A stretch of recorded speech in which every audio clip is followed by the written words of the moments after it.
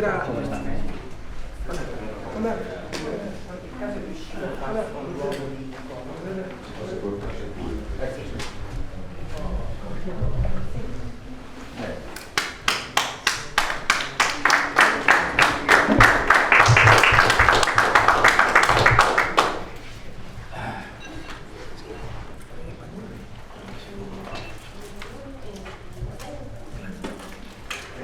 Buongiorno, grazie a tutti per essere venuti.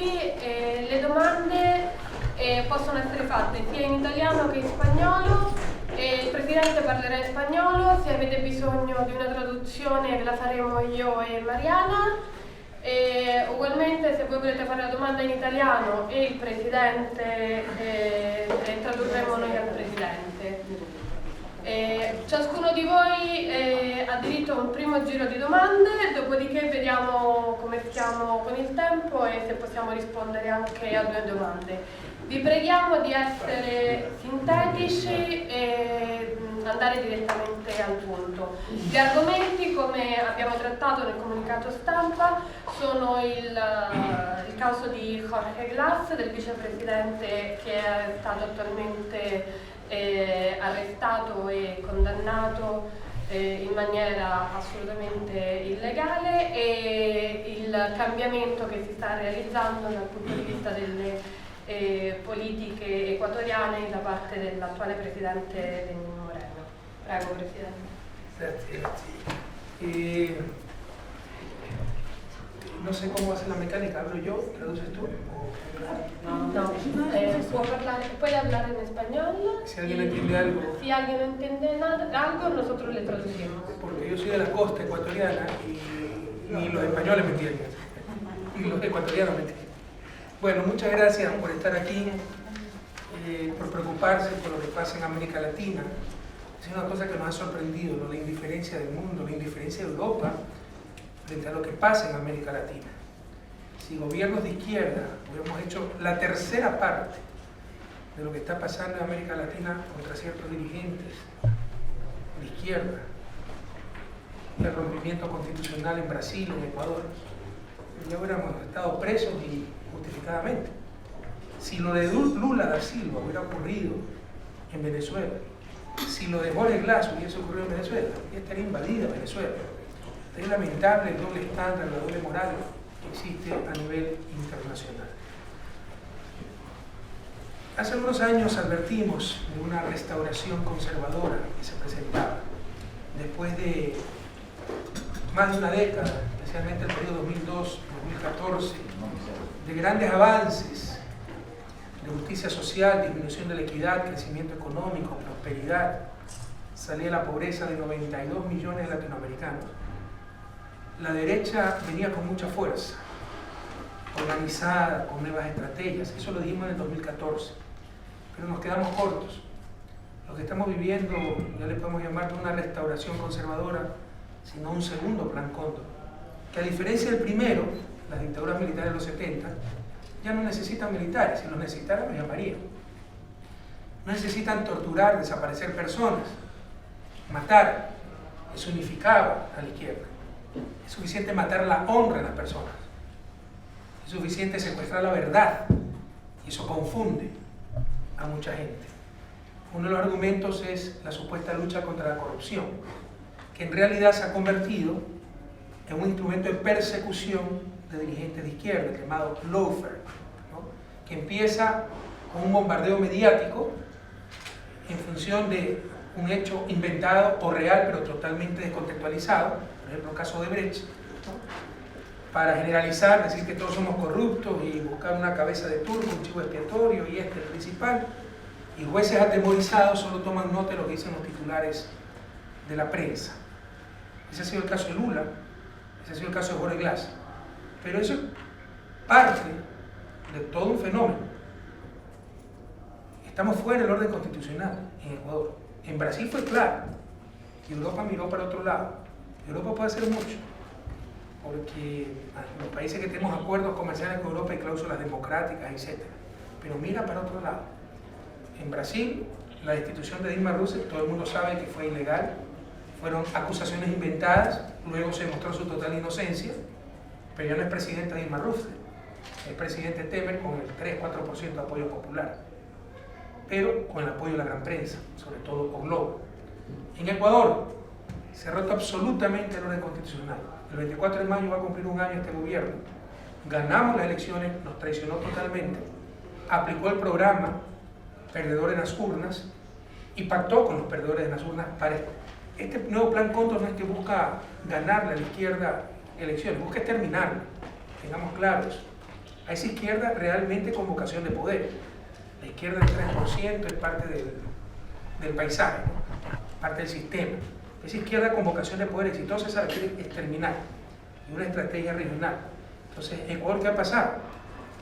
Se ganó las elecciones, sufrimos una traición, se pactó con los grupos de poder, se aplicó el programa de la derecha, derrotar en las urnas, y están persiguiendo a todo lo que vuela, como ellos llaman, correísmo. En 12 meses se metió preso al vicepresidente, vamos a detallar eso. Se robaron la vicepresidencia de la República inconstitucionalmente, porque incluso para declarar abandonada la vicepresidencia, cuando metieron preso al vicepresidente, se requería informe de la Corte Constitucional y aprobación de la Asamblea, no hubo nada. Se eligió una nueva vicepresidenta por 70 votos. Se nos robaron el movimiento político Alianza País, lo usurparon de la forma más ilegal. Se convocó una consulta popular que es un verdadero mamotreto constitucional, una antología de la manipulación de la democracia directa. Por primera vez en la historia tenemos reformas constitucionales sin control constitucional, preguntando al pueblo ecuatoriano por leyes retroactivas del 2008 que entra en vigencia 10 años atrás. Esa es la pregunta 2. Restringiendo derechos, atentando contra el artículo 23 de la Convención Interamericana de Derechos Humanos. Pero más grave la pregunta 3, con la cual se acabó la división de poderes. Yo dije, esto es un golpe de Estado, me quedé corto. Realmente es espantoso lo que está ocurriendo en el país. Esa pregunta 3 era reemplazar a dedo un consejo ciudadano que se encarga de nominar las autoridades de control. Le otorgaban atribuciones que no tiene la Constitución de destituir a las autoridades que había nombrado, pero además se han atribuido más funciones que ni siquiera estaban en las preguntas, en los anexos, de designar el sucesor. Cuando, si se saca, por ejemplo, el fiscal, el subrogante es el que tiene que sustituirlo de acuerdo a la Constitución y la ley. No, ellos nombran directamente. Ecuador está totalmente fuera del Estado de Derecho, totalmente fuera del orden constitucional. Realmente, y no podemos llamar democracia al sistema que se está viviendo porque se perdió la división de poderes. Todo el mundo está bajo amenaza, jueces, fiscales, la Corte Constitucional. En estos momentos quieren evaluar la Corte Constitucional y destituir a la misma Corte Constitucional. Luego se destituyó al presidente de la Asamblea, todo esto en 12 meses. Si se destituye al presidente de la Asamblea, tiene que reemplazarlo, como en cualquier parte del mundo, como en cualquier parlamento, el vicepresidente. No les gustaba el vicepresidente, eligieron una nueva presidenta. Es decir, ilegalidades, inconstitucionalidades por todos lados. Existe el lawfare, les insisto. Se utiliza la Contraloría del Estado en manos de un tipo ilegalmente nombrado, pero que recibe consignas para perseguir a todo lo que sea de izquierda o huela a Correa. Personalmente, yo ya tengo unos 4 o 5 investigaciones penales, pero hay cosas tan absurdas como por hacer un decreto diciendo que se contabilice el saldo de la deuda pública de acuerdo al manual de finanzas del Fondo Monetario. Aunque no lo crean, por eso estoy juzgado penalmente, porque dice que hice trampa para romper el techo de deuda que nosotros mismos pusimos en el 2010, dicho sea de paso, no existía antes, ¿no? Esa es mi profesión. Ordeno que se mida de acuerdo al Fondo Monetario, y por eso me ponen, todavía no empieza el juicio, están en indagación previa, y responsabilidades penales pone la Contraloría.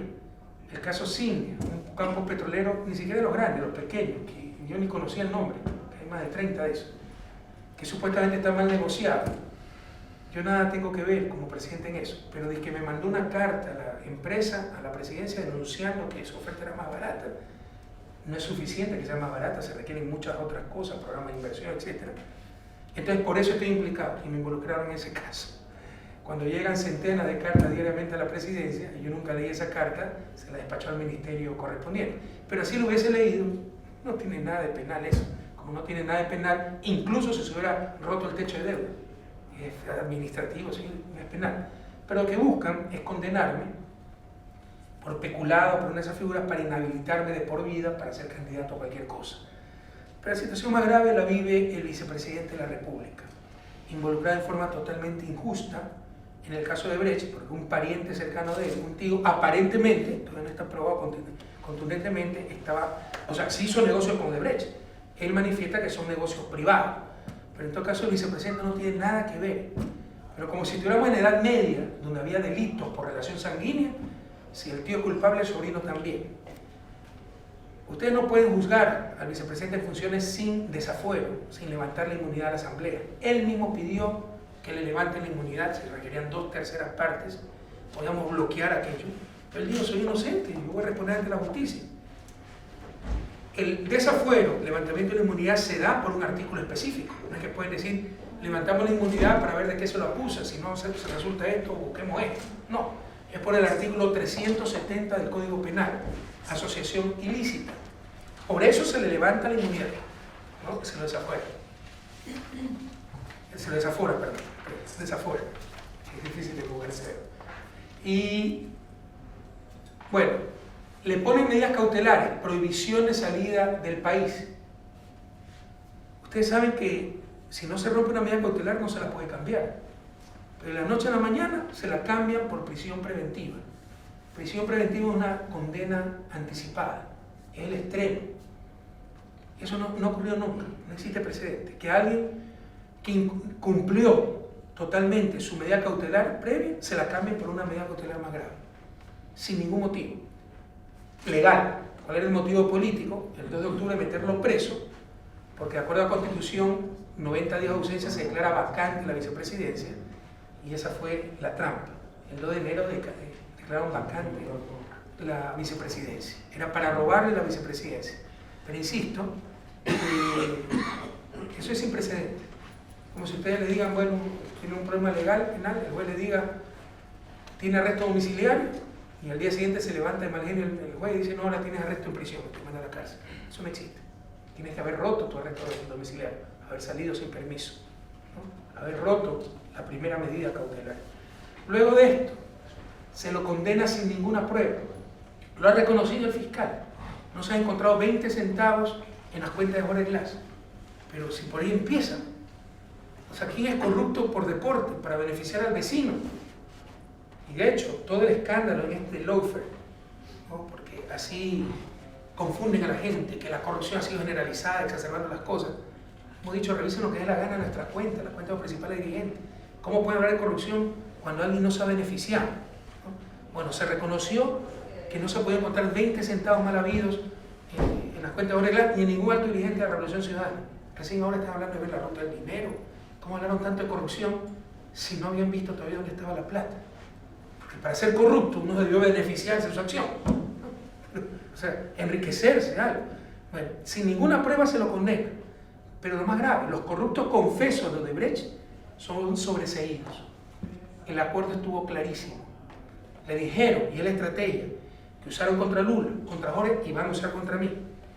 Cogen un corrupto confeso, le dicen, le rebajamos la pena si usted acusa a tal persona. Y un tipo que está en prisión, para tener menos años de cárcel, acusa hasta a su propia madre, ¿no? Eso le hicieron a Lula. Lula está preso por el testimonio de un corrupto confeso al cual le ofrecieron reducirle la pena. Eso no tiene ninguna validez. Así no sea corrupto, el testimonio no es suficiente, tiene que verificarse ese testimonio. En el caso de Lula, que tiene un departamento, no se puede verificar. En el caso de Jorge Glass, un corrupto confeso, Concienciado Santos, dijo que él participaba con su tío de pedir coimas, etc. Bueno, ¿dónde está la plata? No existe. Pero en base de ese testimonio, ese corrupto confeso, al cual no pudieron contrainterrogar, dio su confesión por video, metieron preso al vicepresidente, lo condenan y no acusa el fiscal a este corrupto confeso ni a los otros 3 funcionarios de Brecht involucrados que actuaban en Ecuador, que confesaron que organizaron este mecanismo de corrupción. Está muy claro el pacto. Ustedes hundan al vicepresidente, ¿no? Y lo dejamos libres. Esto fue ratificado por el expresidente de la Asamblea. Hubo un conflicto muy grave, por eso lo destituyen al expresidente de la Asamblea, Pepe Serrano, con el fiscal Vaca. Pepe Serrano denuncia, y usted hizo un acuerdo con Odebrecht. Estamos esperando que nos clarifiquen eso y no dicen nada. O sea, lo ha ratificado, que según acuerdo con Odebrecht, para hundir al vicepresidente y dejar libre a Odebrecht. El pretexto fue que ya estaban condenados en Brasil. Es falso, no están condenados en Brasil. Bueno, como si esto no fuera poco, recuerden que el artículo 370 del COI, por el cual se le levantó la inmunidad, ese artículo da de 3 a 5 años de cárcel. Hasta con 5 años de cárcel, si por primera vez eres condenado, puedes pedir suspensión condicional de la pena y el vicepresidente podía volver a su cargo. Por eso, la pena que le imponen es con un código derogado, algo impresentable. Un código derogado, un artículo que no fue autorizado por la Asamblea, todo inconstitucional, todo ilegal, atentado a los derechos humanos. No sé si estamos claros. A él solo lo podían condenar por el artículo 370, que es el por el cual se le levantó la inmunidad, se le dio el desafuero. Desaforo. Ya me entraron dudas. No, bueno. Se le levantó la inmunidad. Y, bueno, revíseme por favor, me estoy olvidando de castellano. Y solo por eso se lo podía juzgar y sancionar. Pero como la pena era hasta 5 años, lo condenaron con un código derogado. Esto no se hace con nadie, peor con alguien al cual se le ha levantado la inmunidad por un delito específico. ¿Ok? Y se le pone 6 años de pena, que no existe en el código actual, que no fue el delito por el cual se autorizó el enjuiciamiento y que rompe todas las reglas, porque si argumentan que cuando se cometió el supuesto delito estaba en vigencia el anterior código, entra el principio de favorabilidad. Así no hubiera levantamiento de inmunidad, nada de lo que le he dicho, se lo juzgaría con el código actual por el principio de favorabilidad. O sea, se hizo todo al revés. Se lo condenó con un artículo diferente por el cual se le levantó la inmunidad, con un código derogado y con la pena más fuerte, en lugar de buscar la favorabilidad para el reo. Y por eso se encuentra preso Jorge Glass. Jorge Glass es un preso político. Si esto hubiera ocurrido en mi gobierno, ya estaría enjuiciado en la Corte Internacional de la Haya, denunciado en todos lados. Ocurrió con un dirigente progresista, no se dice nada. Pero América Latina ha vuelto a tener presos políticos. Lula es un preso político, Jorge Glass es un preso político y vienen tras de mí. Realmente, la próxima vez que se reúnan yo también seré un preso político, porque como no pueden derrotarme en las urnas, han inventado el lawfare, tienen un contralor que se inventa cualquier cosa para perseguir, tienen jueces totalmente cooptados y tienen una prensa cómplice para callar e incluso apoyar todos estos abusos. Muchas gracias.